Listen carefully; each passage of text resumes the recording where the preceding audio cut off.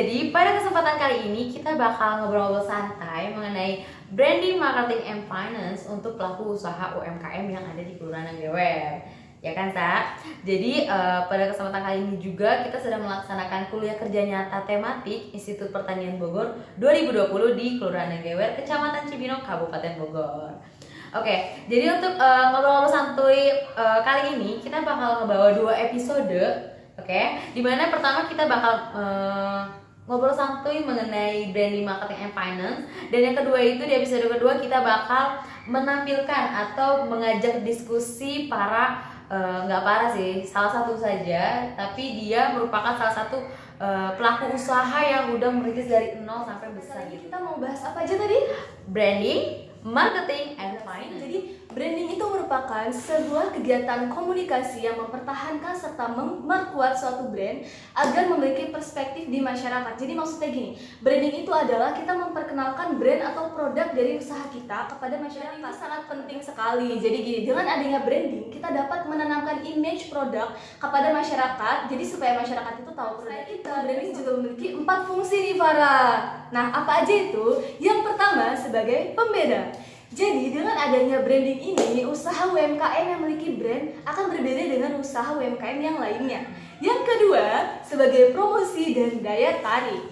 Nah, dengan adanya branding ini akan menarik konsumen untuk mengkonsumsi produk kita.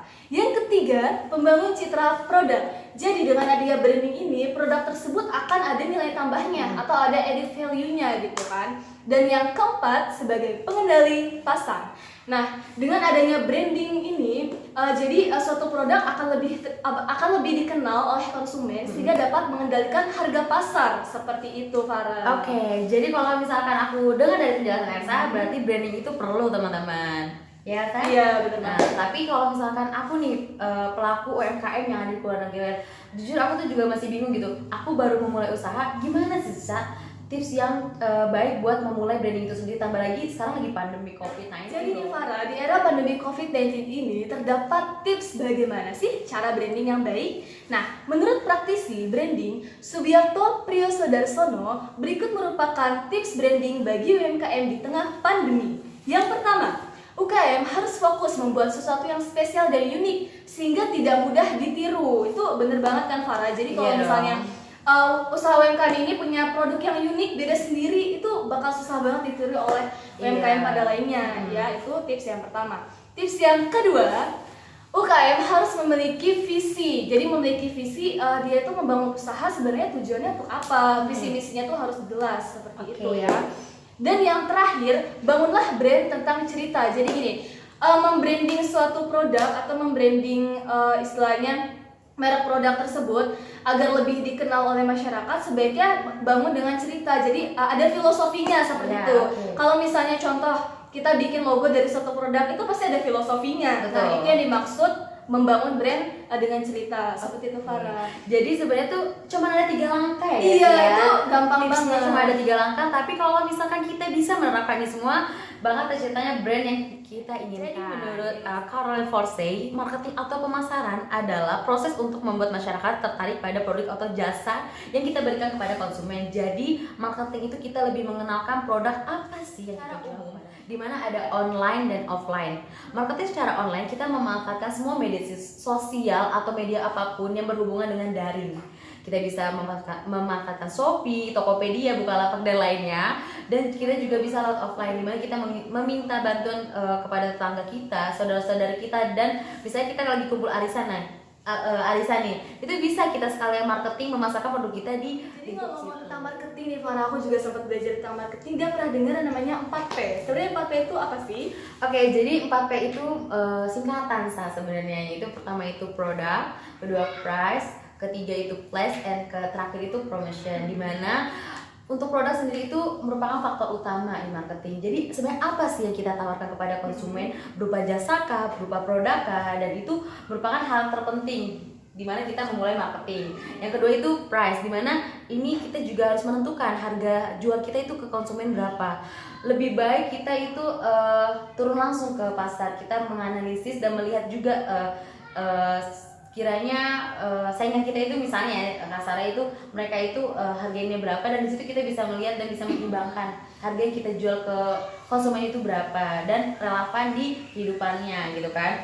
Terus yang ketiga itu place, di mana tempat. Kita juga selain dari produk, harga, kita juga harus tahu di mana kita memasarkan produk kita, dan kita juga harus jeli juga, karena salah satu keberhasilan marketing itu kita bisa menentukan target pasar kita sendiri gitu kan. Yang terakhir itu ada promotion, di mana kita juga berupaya untuk mengenalkan produk kita maupun online atau enggak secara. Jadi sebenarnya buat teman-teman yang selaku pelaku usaha atau UMKM, sebenarnya untuk masa kayak gini kita jangan berpikir buruk aja gitu. Maksudnya jangan karena kita gak bisa apa-apa kita mikirnya aduh gimana nih ke depannya usaha aku gimana gitu kan. Sebenarnya ini bisa menjadi peluang kita kalau kita bisa memanfaatkan media yang ada. Contohnya kayak misalnya kita mulai daftar di GrabFood atau GoFood, kita mendaftarkan diri kita, atau kita juga lebih berani ambil langkah seperti kayak mendaftarkan diri di Shopee dan lainnya. Jadi menurut aku walaupun kita dalam masa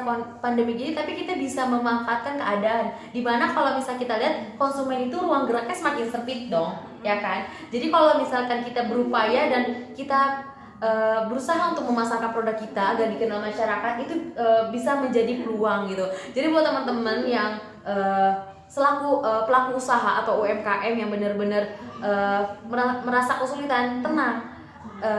Pelajari dulu target pasaran kamu mau kemana, itu insya Allah kita bakal lebih terbuka pikirannya agar lebih bisa memantapkan produk atau jasa yang kita tawarkan kepada konsumen. Jadi untuk targetnya yang penting itu tentukan dulu target pasar kalian itu mau kemana. Kedua, tentukan juga marketing apa yang akan kalian lakukan ke depannya. Dan yang terakhir itu usahakan optimalisasi branding atau marketing yang kalian punya. Oke, wah ternyata menarik sekali nih Betul materi banget, tentang Elsa. branding dan marketing yang dapat pelaku UMKM ini praktekkan.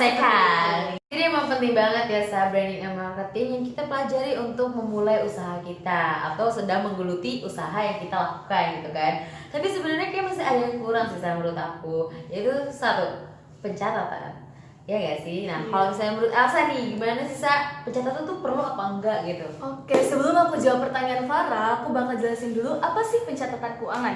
Jadi, pencatatan keuangan merupakan suatu informasi yang menggambarkan kondisi suatu usaha yang bertujuan untuk membantu penggunanya dalam mengambil keputusan yang bersifat finansial. Nah, kenapa sih pencatatan keuangan itu penting? Jadi gini, pentingnya pencatatan keuangan bagi usaha UMKM itu dikarenakan sebagai berikut. Yang pertama, mengetahui kondisi keuangan usaha. Jadi dengan adanya pencatatan keuangan, kita akan mengetahui nih usaha kita ini untung atau rugi, seperti itu. Yang kedua, alat pengambil keputusan. Nah, dengan adanya pencatatan keuangan ini nih, misalnya contoh, misal di pencatatan keuangan itu pendapatan kita itu ternyata negatif gitu atau mengalami kerugian. Nah, dengan adanya pencatatan keuangan, kita dapat mengambil keputusan bahwa kita harus meningkatkan strategi marketing agar pendapatan penjualan kita tuh meningkat seperti itu. Dan yang ketiga, itu meminimalisasi kelebihan pengeluaran. Jadi dengan adanya pencatatan keuangan, kita akan lebih mengetahui bagaimana sih pengeluaran yang seharusnya dikeluarkan dan pengeluaran yang memang tidak perlu seperti itu. Jadi keuangannya akan lebih termanage lah, itu istilah lebih tepatnya.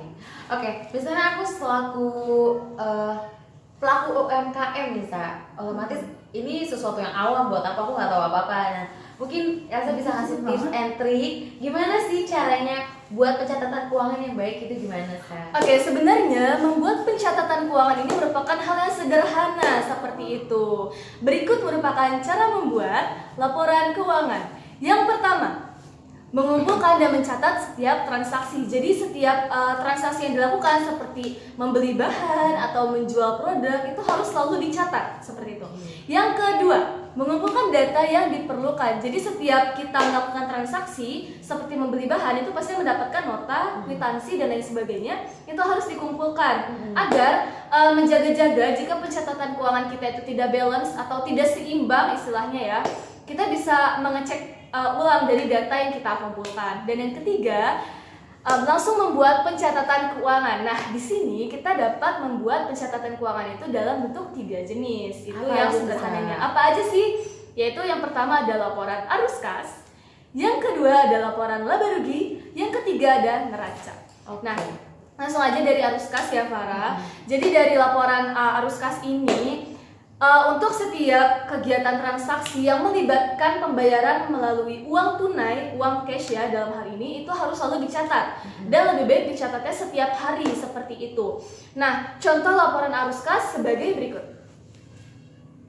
Nah, jadi di contoh laporan arus kas ini tuh dia ada 5 kolom. Ada kolom tanggal, keterangan, debit, kredit, dan saldo. Jadi catatan arus kas ini memang harus ditulis setiap hari ya. Nah, ditulis tanggalnya tanggal berapa, keterangannya itu transaksi apa sih yang Anda keluarkan. Terus untuk di debit itu jika Anda menerima uang tunai ditaruh di debit. Kredit itu jika Anda mengeluarkan uang tunai ditulis di kredit. Nah, saldo itu adalah jumlah uang yang tersisa seperti itu Farah. Lanjut yang kedua ada catatan laba rugi. Jadi catatan laba rugi ini berfungsi untuk mengetahui apakah kondisi keuangan usaha kita itu mengalami untung atau mengalami rugi. Nah, gimana sih cara membuatnya? Cara membuatnya itu mudah sekali Farah. Jadi tinggal mengurangi pendapatan dikurang dengan pengeluaran seperti itu. Contohnya sebagai berikut. Nah, jadi di catatan laba rugi ini tinggal mengurangi jumlah pendapatan dikurangi jumlah pengeluaran. Nah, pendapatan itu bisa ditulis misalnya nih, pendapatan penjualan produk, tulis aja di situ berapa pendapatannya. Terus untuk pengeluarannya itu bisa dibagi menjadi dua pengeluaran, ada biaya tetap dan juga biaya variabel. Nah, biaya tetap itu merupakan biaya yang dikeluarkan nilainya itu tetap. Misalnya dalam bisnis mie ayam itu contohnya gerobak itu masuk ke biaya tetap, gitu ya. Untuk biaya variabel itu adalah biaya yang dikeluarkan dalam jumlah nilai yang berbeda-beda. Contohnya kalau untuk bisnis mie ayam itu seperti biaya untuk membuat bahan-bahannya seperti mie, saus, kecap itu masuk ke biaya variabel, semuanya dituliskan. Nah, nantinya si pendapatan ini harus dikurangi oleh biaya tetap dan biaya variabel. Jika hasilnya positif, itu artinya kita mengalami keuntungan. Jika hasilnya negatif, itu kita mengalami defisit atau kerugian. Nah, lanjut yang terakhir ada neraca. Neraca keuangan itu berfungsi untuk mengetahui posisi keuangan kita, balance atau enggak, seimbang atau enggak. Nah, berikut merupakan contoh dari neraca.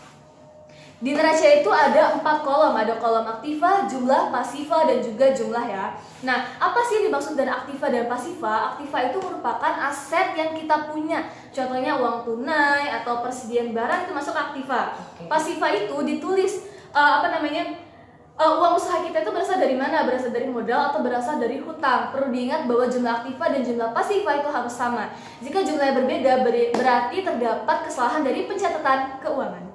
Untuk mengetahui ya branding, marketing, and finance untuk pelaku UMKM atau pelaku usaha dini gitu kan.